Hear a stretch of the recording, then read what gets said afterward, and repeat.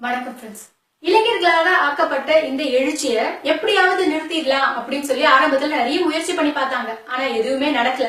அவங்க எதிர்க்க போராட்டம் பெருசாச்சு. இப்ப போராட்டம் வெற்றி அடைகிற சூழ்நிலையில இந்த வெற்றிக்கு நாங்க தான் காரணம்னு நிறைய அமைப்புகளும் நிறைய சங்கங்களும் அந்த வெற்றியில பங்கு கொள்றதுக்கு மட்டும் முதல்ல வராங்க. உங்க எல்லாருக்கும் ஒரே ஒரு விஷயத்த நான் சொல்லிக்க விரும்புறேன். என்னோட இளைஞன் எழுந்துட்டா கிளம்பலாம். நீங்க சரியான நேரம் வந்துருச்சு இளைஞர்கள் எழுதுறதுக்கு. இந்த வீடியோ மூலமா நான் நிறைய பேருக்கு பதில் சொல்லணும்னு விரும்புறேன். முதல்ல அனிமல் வெல்ஃபேர் போர்டை சேர்ந்த மிஸ்ஸஸ் ராதாராஜன் அவர்களுக்கு ஒரு வீடியோ கமெண்ட் அவங்க பாஸ் பண்ணிருக்காங்க. என்ன அப்படின்னு பாத்தீங்கன்னா, ஃப்ரீ செக்ஸ்ன்னு சொன்னா கூட 50,000 பேர் மேல கூடுவாங்க, இவங்க எல்லாம் எமோஷனல் டிராமா பண்றாங்க அப்படின்னு சொல்லி அவங்க சொல்லியிருக்காங்க. அது சொல்றதுக்கு அவங்களுக்கு கூச்சமா இருந்ததோ இல்லையோ, ஆனா பதில் சொல்லவே எனக்கு கூச்சமா இருக்கு. ஆனா இதுக்கு என்னோட இளைஞனை பதில் சொல்ல வைக்க மாட்டேன். உங்களுக்கு பெண்ணாகிய நானே பதில் சொல்லிட முடியும். நீங்க சொல்றது எப்படி இருக்கு அப்படின்னு பாத்தீங்கன்னா, இன்னைக்கு கூட டெல்லி லக்னோ யூனிவர்சிட்டியில ஒரு விஷயம் பாப்புலரா இருக்கு. ஃப்ரீ காண்டம்ஸ் கொடுக்குற ஒரு விஷயத்த இந்தியா முழுக்க பாப்புலர் ஆக்குனாங்க. ஆனா அதை வெற்றிகரமா தமிழ்நாட்டுல செயல்படுத்த முடியல. ஏன்னா எங்களுக்கு செக்ஸை விட கல்ச்சர் ரொம்ப முக்கியம். கல்யாணம் ஒரு ஆம்பளை இன்னைக்கு கூட மெடிக்கல் ஷாப்ல போய் ஒரு காண்டம் கேட்கும் போது அக்கம் பக்கம் பாக்குறான், பொம்பளைங்க இருக்காங்களா குழந்தைங்க இருக்கிறாங்களான்னு பார்த்துதான் வாங்குவான். வாங்கினதையும் மறைச்சுதான் வீட்டுக்கு கொண்டு வருவான். அந்த அளவுக்கு செக்ஸ் எங்களுக்கு இன்னும் புனிதமா தான் இருக்கு. எங்களுக்கு செக்ஷுவல் அவேர்னஸ் இல்லாத இடியட்ஸ் நீங்க சொன்னா அதை பத்தி கவலையே கிடையாது. கல்ச்சரல் அவேர்னஸ் எங்களுக்கு ரொம்ப அதிகமாவே இருக்கு. இந்த விஷயத்த உங்களுக்கு நான் சொல்லிக்க விரும்புறேன். இந்த வார்த்தையை நீங்க பகிரங்கமா வாபஸ் வாங்கணும். இதுக்கு எங்க இளைஞர்கள் கிட்ட நீங்க மன்னிப்பு கேட்டே ஆகணும். அப்பதான் இனிமே வார்த்தையை உபயோகிக்கும் போது நீங்க ரொம்ப கவனமா இருப்பீங்க அப்படின்றது மட்டும் நான் சொல்லிக்கிறேன். அடுத்தது பாத்தீங்கன்னா, புதிய தமிழகம் கட்சியை சேர்ந்த கிருஷ்ணசாமி அவர் என்ன சொல்லிருக்காரு அப்படின்னு பாத்தீங்கன்னா, இளைஞர்கள்லாம் பப்ளிசிட்டி ஸ்டண்ட் பண்றீங்க. நீ இன்னைக்கு போராடிட்டு விவசாயத்துக்கு எல்லா விஷயத்தையும் வாங்கி கொடுத்துட்டு நீ போய் வெளிநாட்டுல உட்காந்துப்ப, அந்த மாடை வச்சுட்டு விவசாயி தான் கஷ்டப்படணும் அப்படின்னு சொல்லிருக்காரு கிருஷ்ணசாமி சார். உங்களுக்கு ஒரு விஷயத்த நான் நினைவுபடுத்த விரும்புறேன். கத்தின்னு ஒரு படம் வந்துச்சு. அது லைகா ப்ரொடக்ஷன் பண்ணிருக்காங்க. ஸ்ரீலங்கால இலங்கை தமிழர்களை அழிச்சது ஈழத்தமிழர் பிரச்சனையில பெரிய பணத்தை ஃபண்ட் பண்ணது இவங்கதான். இவனால இங்க ஒரு படம் வரக்கூடாது, அப்படி ஒரு படமே ரிலீஸ் ஆகக்கூடாதுன்னு கத்திக்கு பெரிய ப்ரொடெஸ்ட் பண்ணீங்க. கொம்பன் படத்தை நான் பார்த்துட்டு தான் ரிலீஸ் பண்ணணும்னு ஒரு பெரிய பெரிய ப்ரொடெக்ஷன் பண்ணீங்க. ஆனா அதுக்கப்புறமா எவ்வளவோ படம் லைக்கா ப்ரொடியூஸ் பண்ணிட்டாங்க. அதுக்கெல்லாம் நீங்க பிரச்சனை பண்ண மாதிரியே தெரியல. ஏன்னா விஜய் மூலமாவும் கார்த்தி மூலமாவும் நீங்க பப்ளிசிட்டி ஸ்டண்ட் தேடி இருக்கிறீங்க. அதுக்கப்புறமா ஏன் லைக்கா ப்ரொடக்ஷன்ல வந்த படங்களுக்கு நீங்க எதிர்ப்பு தெரிவிக்கலன்றது எனக்கு தெரியல. பெரிய நடிகர்கள் படத்துக்கு ஏதாவது வாய்ஸ் கொடுத்து ப்ரொடெஸ்ட் பண்ணா அவங்க மூலமா ஒரு பெரிய பப்ளிசிட்டி உங்களுக்கு கிடைக்கும் அப்படின்னு நீங்க பண்ணது ஸ்டண்ட். அந்த அவசியம் என்னோட இளைஞனுக்கு இல்ல. இன்னொரு விஷயம், பேஸ்புக் லைவ்ல அவர் சொல்லியிருக்கிற விஷயம், ஒரு பெரிய அவேர்னஸ் கொண்டு வரதா அவருக்கு நினைப்பு. ஆனா இன்னைக்கு ஒட்டுமொத்த தமிழ் மக்களும் ஒரே ஒரு குரலா வி வாண்ட் ஜல்லிக்கட்டுன்னு சொல்லும் போது அதுக்கு எதிர்குரலா நீங்க நின்று பேசுறதுல இருந்தே தெரியுது நீங்க எவ்வளவு சீப்புன்னு. இப்ப இந்த இடத்துல நீங்க வி வாண்ட் ஜல்லிக்கட்டு நீங்க சொன்னீங்கன்னா 10ஓட 11 ஆயிடுவீங்க. உங்களை யாரும் கவர் பண்ண மாட்டாங்க, பப்ளிசிட்டி கிடைக்காது. அதுவே எதிர்த்து பேசினா என்ன சொல்றான்னு 10 பேர் பாப்பான்ல. அதுக்காக நீங்க பண்ணிருக்க சீப் பப்ளிசிட்டி தான் இந்த பேஸ்புக் லைவ். தயவு செய்து ஒரு விஷயத்த சொல்றதுக்கு முன்னாடி என்ன சொல்றோம், இதுக்கு முன்னாடி நாம என்ன பண்ணிருக்கோம் அப்படின்றத யோசிச்சுட்டு பேசுங்க. ஏன்னா நாங்க எதையுமே மறக்கல. அடுத்த விஷயம், சுப்பிரமணிய சுவாமிஜிக்கு வயசுக்கும் அவரோட அனுபவத்துக்கும் இந்த மாதிரி ஒரு வார்த்தையை அவர் பேசியிருக்க கூடாது. கண்ணியம் அப்படின்ற ஒரு விஷயம் ரொம்ப முக்கியம். தமிழ்நாடு பொறுக்கி அப்படின்னு சொல்லி ஒவ்வொரு ட்வீட்லயும் அவர் முதல் வார்த்தையை பயன்படுத்துறது நான் கண்டிப்பா தீவிரமா அதுக்கு கண்டனம் தெரிவிச்சுக்கிறேன். அந்த வார்த்தையை அவர் வாபஸ் வாங்கிதான் ஆகணும். நீங்க சொன்னது நாங்க ஒத்துக்கிட்டாலும், நீங்க சொன்ன உங்களோட பாணிலேயே சொல்றேன், தமிழ்நாட்டுல ஒரு பொம்பளை பொறுக்கியா, நான் பொம்பளை, அதனால பொம்பளை பொறுக்கியா சொல்லிக்கிற விஷயம் இன்னைக்கும் என்னோட ஆம்பளை, என்னோட தமிழ்நாட்டு ஆம்பளை என்ன பண்ணுவான் அப்படின்னா, தன்னோட நண்பனோட மனைவிய தங்கச்சியா தான் பார்ப்பான். ஆனா கல்யாணத்துக்கு முன்னிலை வகிச்சு தாலியை எடுத்து கொடுங்கன்னு சொல்ற அந்த பொண்ணு கழுத்திலேயே தாலியை கட்ட விரும்புற விபரீதமான விஷயம் எல்லாம் என்னோட இளைஞர் என்னைக்குமே பண்ண மாட்டான். அந்த விஷயத்த உங்களுக்கு நினைவுபடுத்திக்க விரும்புறேன். தமிழ்நாடு பொறுக்கிகள் இன்னைக்கு நீங்க சொன்னீங்கன்னா நாங்க ஒத்துக்கிறோம். நாங்க பொறுக்கிங்க தான். பொறுமையா இருந்து இவ்வளவு நாள் பொறுக்கிகளா இருந்திருக்கிறோம். மத்தபடி நீங்க சொல்ற வேற அர்த்தம் கிடையாது. தமிழ்ல பொறுக்கின்றதுக்கு பல அர்த்தம் இருக்கு. நீங்க என்ன அர்த்தத்துல சொன்னீங்களோ நாங்க வேற அர்த்தத்துல எடுத்துக்கிறோம். இன்னொரு வாட்டி அந்த வார்த்தையை பயன்படுத்தும் போது பல முறை யோசிக்கணும். அந்த வார்த்தையை பயன்படுத்தக்கூடாதுன்னு நான் கேட்டுக்கிறேன். அடுத்தது நடிகர் சங்கங்கள், நடிகர் சங்கம் ஒரு மௌன போராட்டத்தை நடத்திட்டு இருக்காங்க. இதுல கடைசியா சேர்ந்தது தப்பு. சரி, அதை கூட நம்ம ஒரு வகையில அக்செப்ட் பண்ணிக்கலாம் வச்சுக்கீங்களேன். ஆனா இவங்க என்ன சொன்னாங்க, மீடியாவை கவரேஜ் வேணாம், எங்களுக்கு பப்ளிசிட்டி வேணாம், நீங்க அதை இளைஞர்களுக்கு கொடுங்க, அவங்கதான் முக்கியமான ஹீரோஸ் அப்படின்லாம் சொன்னீங்க. அதெல்லாம் ஓகே தான். ஆனா உங்களுக்கு ஒரு விஷயம் நான் சொல்லிக்க விரும்புறேன். இது நடிகர்களோட பிரச்சனை கிடையாது. நீங்க நடிகர் சங்கத்துல உட்காந்து ப்ரொடெஸ்ட் பண்ண, இது மக்களோட பிரச்சனை. அதுல நீங்களும் ஒருத்தவங்க தான். அப்ப நீங்க மக்களோட மக்கள் கிட்ட வந்துதான் பிரச்சனையை நீங்க ப்ரொடெஸ்ட் பண்ணிருந்திருக்கணும். ஓகே நான் ஒத்துக்கிறேன், மெரினால எல்லாரும் கொந்தளிச்சிருந்தாங்க. ஓகே, மெரினால மட்டும் ப்ரொட்டஸ்ட் நடக்குது. தமிழ்நாட்டுல எவ்வளவு இடத்துல ப்ரொட்டஸ்ட் நடக்குது.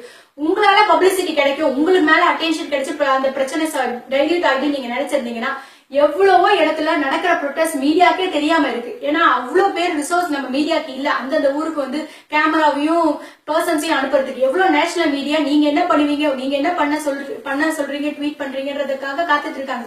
நீங்க என்ன பண்ணிருக்கணும், உங்களோட நடிகர்களை ஸ்பிளிட் பண்ணி சின்ன சின்ன கிராமங்களுக்கு அமைச்சிருக்கணும். கோயம்புத்தூர்ல நடந்துச்சு, மதுரையில நடந்துச்சு, அலங்காநல்லூர்ல எங்கெங்கயோ நடந்துச்சு. அங்கங்க உங்களோட நடிகர்களை அனுப்பி இருக்கிறதன் மூலமா உங்க மூலமா இந்த விஷயம் நேஷனல் மீடியாக்கு இன்னும் அதிகமா சேர்ந்துருவாங்க. அவங்களோட ப்ரொட்டஸ்டும் தெரிஞ்சிருக்கும். இப்ப மெரினாவோட ப்ரொட்டஸ்ட் மட்டும் தான் நேஷனல் மீடியா கவர் பண்றாங்க, மத்த ஊரை அவங்க கண்டுக்கவே இல்லை. அட்லீஸ்ட் உங்களோட பப்ளிசிட்டியை இதுக்காவது நீங்க பயன்படுத்தி இருந்திருக்கலாம். அதுவும் நீங்க பண்ணல. ஒரு சேர்மனார் சீட்டை போட்டு உங்களோட சொந்த கதையை சோக கதையை பேசுறதுக்கு ஒரு நாள் பயன்படுத்திக்கிட்டு சாயங்காலம் டாடா பை பை சொல்லிட்டு டீ குடிச்சிட்டு கிளம்பிட்டீங்க.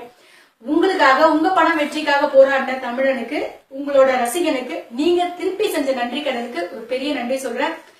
இளைஞர்களே, நீங்க யோசிக்க வேண்டிய விஷயம் நல்லா யோசிங்க. படத்துல மட்டும் டயலாக் பேசதான் அவங்க தயார். அதை உண்மையா பயன்படுத்தணும் வரணும் அப்படின்னா அதுக்கு பதில் சொல்ல கூட அவங்க தயார் இல்லை அப்படின்றத அவங்க சொல்லாம சொல்லியிருக்காங்க. இன்னியாவது நம்ம வந்து முழிச்சுக்கணும். அப்புறமா ரொம்ப முக்கியமான ஒரு விஷயம், ஒரு நடிகர்ல இருந்து நம்ம ஒரு தலைவனை தேர்ந்தெடுக்கணும் அப்படின்னு நினைச்சது ரொம்ப கேவலமான ஒரு தப்பு அப்படிங்கறத நம்ம உணர்ந்து இருக்கிறோம். ரஜினி சார் என்ன சொல்றாரு அப்படின்றத வந்து நேஷனல் மீடியா அவ்வளவு ஆர்வமா காத்துட்டு இருந்தாங்க. 3 நாளுக்கு அப்புறம் தான் இந்த பிரச்சனையே நேஷனல் மீடியாவுக்கு போய் சேர்ந்ததுக்கு காரணம் ஏன்னா இது வெறும் இளைஞர் எழுச்சியா இருந்துச்சு. எப்ப நடிகர்கள் வாய்ஸ் கொடுக்க ஆரம்பிச்சாங்களோ அப்பதான் நேஷனல் மீடியாவுக்கு அட்டென்ஷன் கொடுத்துச்சு. சூப்பர் ஸ்டார் ரஜினிகாந்த் என்ன பண்ணிருந்திருக்கலாம். எனக்கு பெரிய ஆதங்கம் என்ன அப்படின்னா, ஒரு படத்துல அவ்வளவு டைலாக்ஸ் வைக்கிறாரு, சொத்தை எழுதி அப்படியே வந்து எல்லா மக்களுக்கும் கொடுக்குற மாதிரி, அரசியலுக்கு வருவானா வரமாட்டான்ற மாதிரி டைலாக்ஸை வச்சு ஏன் வந்து மக்களுக்கு வந்து தேவையில்லாத நம்பிக்கை நீங்க கொடுக்குறீங்க அப்படின்னு எனக்கு தெரியல. நீங்க அரசியல் வரமாட்டீங்கன்றது நல்லாவே தெரிஞ்சிருச்சு. நரேந்திர மோடிஜி வந்து டிமானிட்டேஷன் கொண்டு வரும்போது புதிய பாரதம் பிறந்துச்சுன்னு ட்வீட் போட உங்களால முடிஞ்சது. உங்களுக்கு ஏன் இந்த ஜல்லிக்கட்டு பிரச்சனைக்கு ஒரு ட்வீட் போட முடியல? இன்னைக்கு போய் நடிகர் சங்கத்துல போய் உட்காந்து உள்ள ப்ரொடெஸ்ட் பண்ணி என்ன பிரயோஜனம்? அதே மௌன போராட்டம், அந்த விஷயம் எனக்கு புரியல. நீங்க என்ன கருத்து வச்சிருக்கீங்கன்னு தெரிஞ்சுக்கணும்னு நாங்க நினைக்கிறோம். நீங்க சப்போர்ட்டா இல்லையா, நீங்க வெறும் போய் ப்ரொடெஸ்ட் பண்றதுனால நீங்க சப்போர்ட்டா பீட்டாக்கு ஆதரவா இல்ல எங்களுக்கு ஆதரவான்னு எப்படி தெரியும்? இந்த இடத்துல நீங்க மைக்க புடிச்சு பேசிக்கணும். பேச வேண்டிய இடத்துல நடிகர்கள் பேசுறது கிடையாது.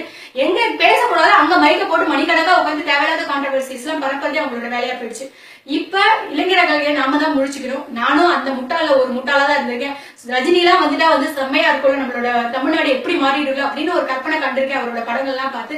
அது எவ்வளவு அபத்தமான பொய் அப்படிங்கிறது வந்து எனக்கு நல்லாவே தெரிஞ்சிச்சு. ஒரு கருத்து சொல்ல கூட தயங்கப்படுற ஒரு சூப்பர் ஸ்டாரா கண்டிப்பா இருக்கவே முடியாது.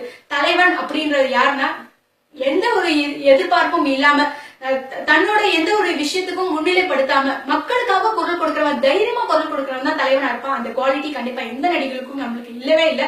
ஏன்னா அவங்களோட இதெல்லாம் பாக்குறாங்க, அவங்களோட பப்ளிசிட்டி போயிருமோ, அவங்களோட ஃபேன் ஃபாலோயிங் போயிருமோன்னு பயப்படுறவன் ஒரு தலைவன் ஆக முடியாது. அதனால எந்த ஒரு அரசியல்வாதியிலையும் இனிமே எந்த ஒரு நடிகரையும் நம்ம தலைவனை தேடக்கூடாது. தலைவன் நமக்குள்ள இருக்கான், இளைஞர்களே உங்களுக்குள்ளார இருக்கான். இனிமே வெளியே தலைவரை தேடுறதை விட்டுட்டு நமக்குள்ள இருக்கிற தலைவனை தான் நம்ம தேடி ஆகணும். அடுத்தது வந்து அரசியல்வாதிங்க. ஒரு பை எலெக்ஷன் நடக்கிறதுக்கு ஒட்டுமொத்த அமைச்சர்களும் போய் 1 மாசம் டென்ட் அடிச்சு அந்த ஊர்ல முறவாசல் செஞ்ச டைம் இருந்த உங்களுக்கு இன்னைக்கு இவ்வளவு பிரச்சனை நடக்கு.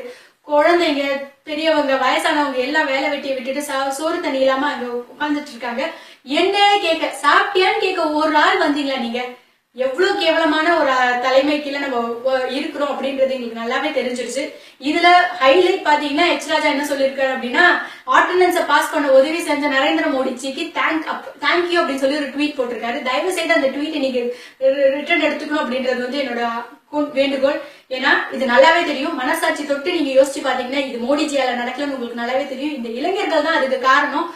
சப்ஜூடியஸ்ல இருக்கு, என்னால ஒண்ணும் பண்ண முடியாதுன்னு கைய வச்சவர் தான் மோடிஜி. அடுத்த 2 நாள்ல இது அடுத்தடுத்த கட்டத்துக்கு போயிருக்கு. இன்னைக்கு ஆர்டினன்ஸ் பாஸ் ஆகுது அப்படின்னா அதுக்கு முழுக்க காரணம் இங்க ஆதார் கார்டு கொடுத்துருவேன், எலெக்ஷன் ஐடி கார்டு எங்களுக்கு வேணாம், ஒரு 10 பேர் போய் கலெக்டர் ஆபீஸ்ல எனக்கு இந்த உரிமை வேணாம், எனக்கு இந்த சிட்டிசன்ஷிப்ல எனக்கு எதுவுமே நடக்கலன்னு சொன்னா ஆட்சியே கலையும். அந்த பயத்துலதான் அது மாதிரி நடத்தக்கூடாதுன்னு பயத்துல இப்ப வந்து பண்றாங்க. இப்ப ஒரு நாள்ல இந்த ஆர்டினன்ஸ் பாஸ் பண்ண உங்களால முடிஞ்சிச்சு அப்படின்னா ஏன் அதை 2 வருஷம் முன்னாடி பண்ணல? ஏன் 5 நாள் வரைக்கும் எங்களை இப்படி வந்து அடக்கடிச்சிங்க? பண்ணணும்னா முன்னாடி பண்ணிட்டு இருக்கலாம்ல. அப்ப உங்களுக்கு இவ்வளவு பெரிய பிரச்சனை ஆகும்னு நீங்க நினைக்கல. இன்னைக்கு எழுச்சி அது வெடிச்சதுக்காக உங்களுக்கு வேற வழி இல்லாம நீங்க பண்ணிருக்கீங்க. தயவு செய்து இதுல பெருமை தேடிக்காதீங்க, ட்வீட் போடாதீங்க. எல்லா அரசியல் அமைப்புக்கும் எல்லாருக்குமே நான் சொல்லிக்க விரும்புறது இந்த ஒரு விஷயம் தான். இது முழுக்க முழுக்க எந்த ஒரு தலைவரும் இல்லாம, எந்த ஒரு தலைமையும் இல்லாம அரசியல் சங்கம், சாதி சங்கம் எந்த சாயமும் இல்லாம, அவங்களோட துணை இல்லாம தன்னெழுச்சியா இளைஞர்களால் மட்டுமே உருவாக்கப்பட்ட ஒரு எழுச்சி போராட்டம்.